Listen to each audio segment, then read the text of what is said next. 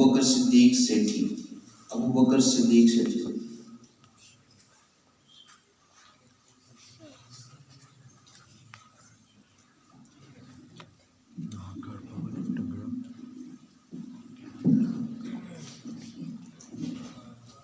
السلام علیکم ورحمۃ اللہ وبرکاتہ. نحمده ونصلي على رسول الكريم. اما بعد فاعوذ باللہ من الشیطان الرجیم. بسم اللہ الرحمن الرحیم. رضی اللہ عنہم ورضوا عنہ. اللہ نے زینت بخشی ہے افلاک کو روشن تاروں سے. اللہ نے زینت بخشی ہے افلاک کو روشن تاروں سے. اسلام نے عزت پائی ہے محبوب خدا کے یاروں سے. ابو بکر و عمر ہیں سم و بصر، عثمان و علی ہیں قلب و جگر. ابو بکر و عمر ہیں سم و بصر، عثمان و علی ہیں قلب و جگر. حضرت کے ہیں منظور نظر ہو کیوں نہ محبت چاروں سے. ہوتے ہو خفا کیوں ذرا پوچھو ان غداروں سے. ہوتے ہو خفا کیوں ذرا پوچھو ان غداروں سے. تعریف صحابہ ثابت ہے قرآن کے 30 پاروں سے. معزز سامعین کرام اور معزز اساتذہ کرام اور انصاف کی سیٹ پر بیٹھنے والے معزز منصفین کرام، میں آج جس ٹاپک پر آپ کے سامنے لب کشائی کرنے والا ہوں وہ ہے دفاع صحابہ.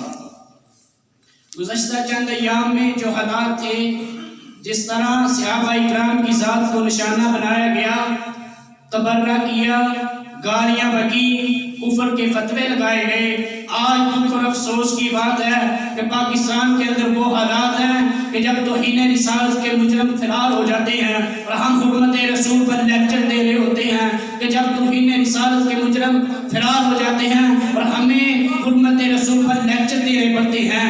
اور آج پاکستان کے اندر وہ حالات ہیں کہ ہم دفاع صحابہ، شان صدیق اکبر، شان عمر بیان کرنے پر مجبور ہو گئے. آج پاکستان کے اندر وہ حالات ہیں کہ جب ختم نبوت کے اوپر ڈھاکے ڈالے جاتے ہیں اور ہمیں قادیانی اور رافضی لابی کے خلاف اپنی آوازوں کو بلند کرنا پڑتا ہے. اور آج قربان جائیں آج کے اور سابقہ حکمرانوں پر، جو بھی آیا یہودی بن کر آیا، یہودیوں کا ایجنڈا بن کر آیا، غلامی کی زندگی بسر کرنے والا آیا، غلام بن کر آیا. اور آج تم نے جو کہانیاں بنائی ہوئی، یہ صحابہ کرام نبی کریم صلی اللہ علیہ وسلم کے جانے کے بعد بے ایمان ہو گئے تھے، مرتد ہو گئے تھے، اور تم کائنات کے سب سے بڑے بے ایمان اور مرتد تم ہو. سنو سیال چھوٹیو، اگر ایمان نہیں تھا بلال تہتی انگاروں پہ کیوں لے گئے؟ اگر ایمان نہیں تھا سمیہ نے اپنے 2 ٹکڑے کیسے کروا لیے؟ اگر ایمان نہیں تھا زنیرہ نے اپنی آنکھیں کیوں نکلوا لی؟